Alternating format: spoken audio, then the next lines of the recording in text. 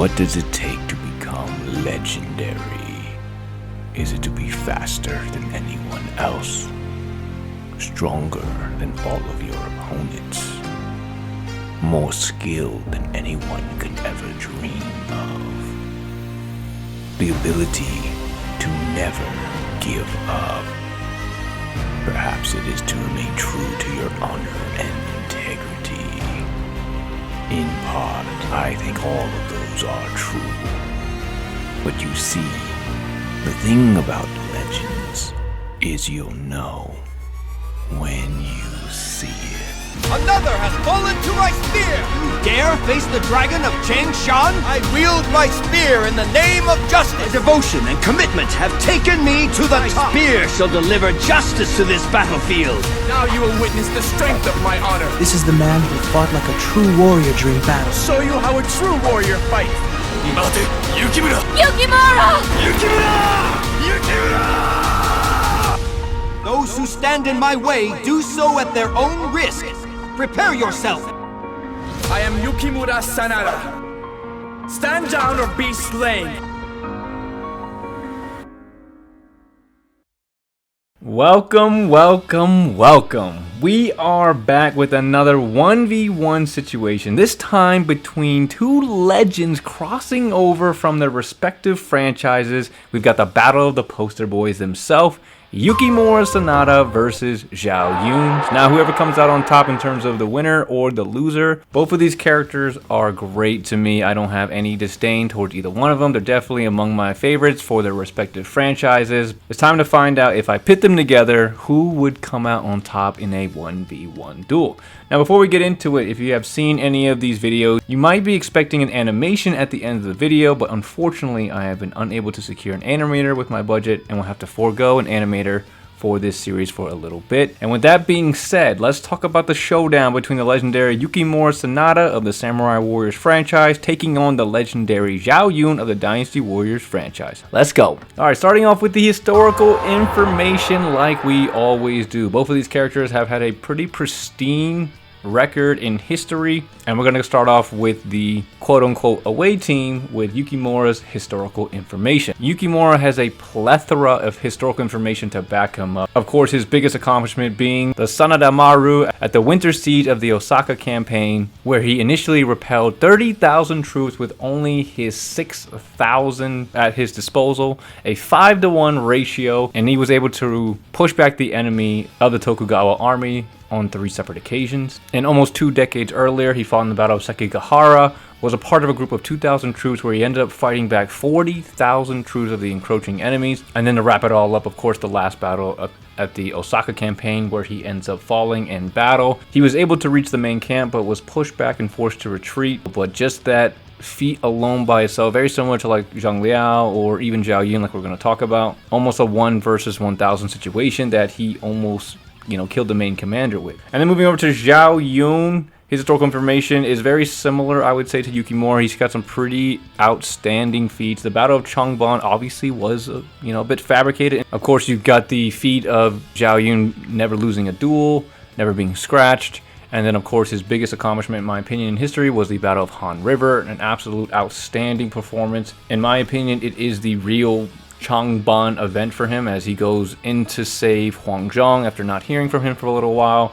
He rescues him, he rushes out, he gets surrounded, he breaks out. As he's breaking out, one of his deputies is injured, so he goes back into the circlement that is being surrounded by Zhang He and Xu Huang, 2 big boy generals from Wei. Goes back in, saves his injured deputy, and comes out unscathed. Definitely a daring and monstrous guy in history, and just like Yukimura, had a lot of little miscellaneous things as well that he did during his time in history. Now, if you look at both of these characters with their historical information, I would have to give the edge of this one to Yukimura Sanada. In my opinion, I feel like Yukimura Sanada has a more impactful feats on top of his history versus Zhao Yun, as a lot of the crazy things that he does in the games in the novel is extremely exaggerated, even though he did have a few good feats to himself as well. I think Yukimura just outshines him just a little bit in this category. Now, moving into the in-game weapons and feats for these characters. Starting off with Yukimura Sanada once again. The Jumanji Yari, or his spear, is the name of his weapon, which is a signature cross spear. He's got flame elements in the game, very wide sweep, fast consecutive attacks. His Muso isn't too bad either. And he's got a lot of feats on top of that, excluding the openings for both of these characters, because, I mean, they kind of similar. They do some really crazy stuff in the openings. In most of the games, he ends up fighting Tadakatsu 101. He's fighting with Ina, he's fighting with his brother and exchanging blows, and he seems to be either on par with all these characters or a little bit better or worse than each of them as well. So he's an extremely decent fighter, and the feats that he has in the games are a reflection of his speed and skill. Moving over to Zhao Yun, similarly to him, he's got his famous Dragon Spear. Properties of the spear change from game to game, but for the most part, it has, again, a similar fighting style with big sweeps. Muso is really good. A lot of jabbing effects. He's built really to be one-on-one. That's what I feel like his moveset is really built for. And then he's got a crazy, crazy amount of feats. He's got the Changban event. He's got, the different fights that he has with Jiang Wei and Lu Bu. But Zhao Yun being one of the strongest characters from the game, the novel, he has feats upon feats. And he has the one where he fights those the father and the 4 sons at once and kills all of them like no problem. He had the Battle of Yi, Battle of Hanzhong, Yi Ling. He's killing people with one slice, no problem. Looking at everything in totality, we got Yukimura's feats going part to part pretty much with any character that he fights with in the game. He fought Nobunaga at one point. He's not afraid and definitely has the skills to back up the fact that he can hang with the best of them. Zhao Yun is on that same level as well, fighting some of the best characters in the game. And then, the novel just really lets Zhao Yun shine in a way that history didn't. And for this point, for the in-game weapons and feats coming in for the characters, I 100% think they're tied on their weapons. They're very similar. But if I had to give a point to somebody here, it's going to be Mr.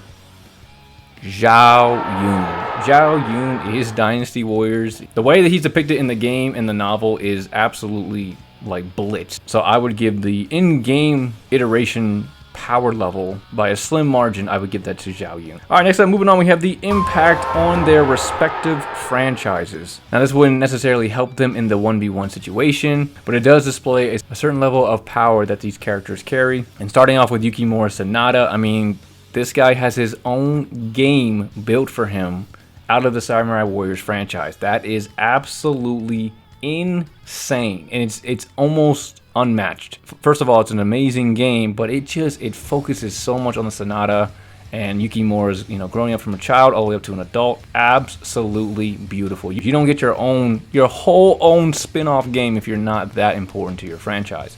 Moving over to Zhao Yun, and his impact on the Dynasty Warriors franchise is just as equal.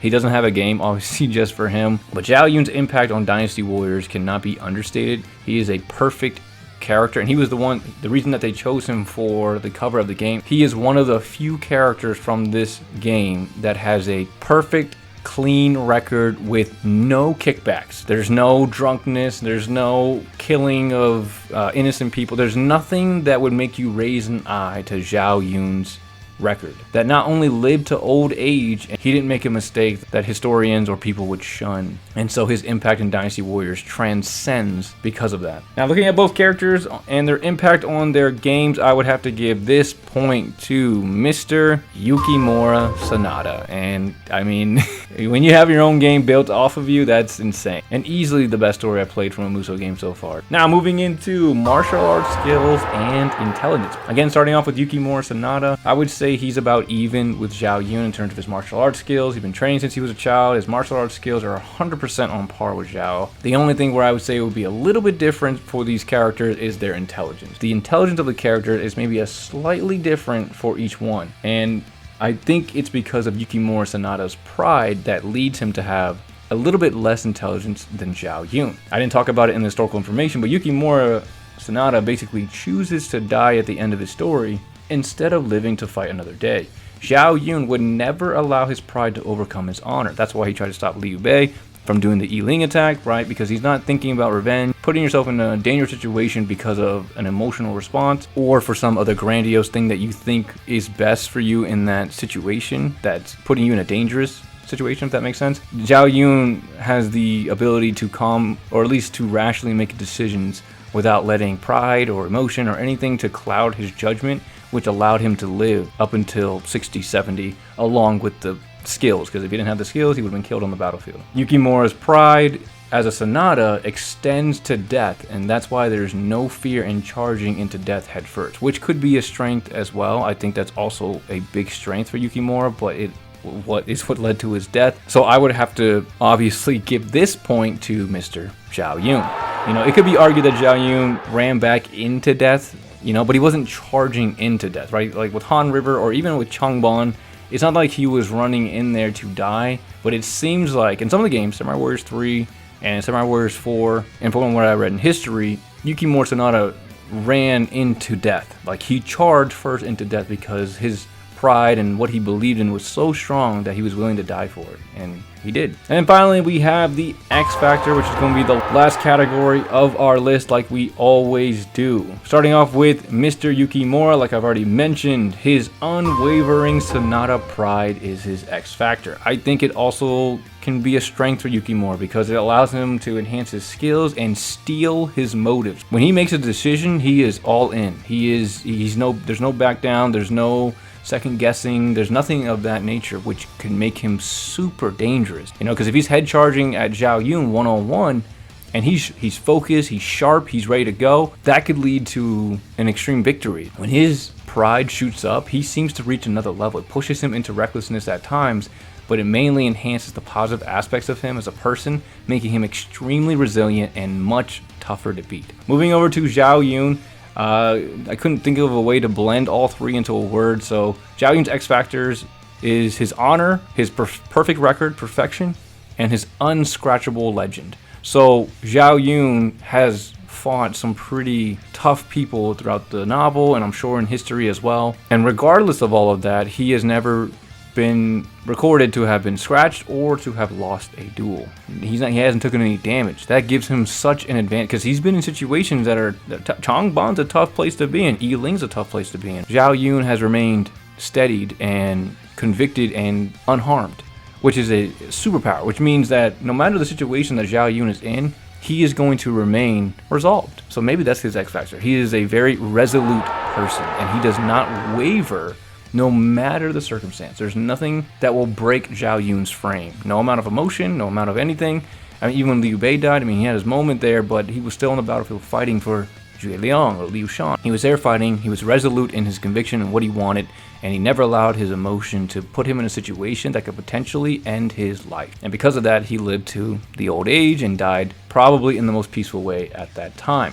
So we have both of these characters. We're 2 points each. We got Yukimura Sanada with the historical information and the impact on his game. He is an absolute star among the Samurai Warriors cast. And then we have Zhao Yun with the in-game weapons and feats. I mean, you're just not matching a character like Zhao Yun when it comes to in-game and the novel perspective, along with, I think, not the martial arts skills itself, I think they're even, but just a slight bit of intelligence when it comes to overriding his pride with clarity. So we're down to the last point. If I have to give this last point, which character by a sliver? It's not a landslide. It's so close. This is definitely a high diff battle.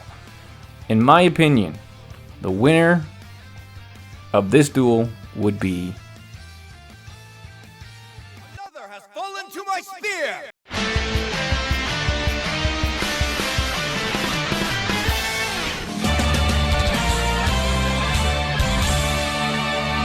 So the reason that I picked Zhao Yun is because of the historical death and in-game death of Yukimura versus Zhao Yun. That's the advantage that Zhao Yun has. I think he would end up winning. The recklessness is shown in Yukimura from time to time when he fought Tadakatsu and I believe Samurai Warriors 3. He gets knocked off the horse. That's an indication of a loss there, which means I think Yukimura would be in a position where he would, maybe not outskilled, but he would make an error. And Zhao Yun would capitalize on it because they're going to have even levels of focus, but I think at some point, depending on the circumstance of the duel, I think Zhao Yun, no matter the circumstance, will find a way to overcome whatever Yukimura throws at him. They're both extremely talented, skilled fighters, and I love them both, but if I had to give the edge, it would definitely be to Zhao Yun. Anyway, guys, that's all I have for the video here. Hope you guys enjoyed it.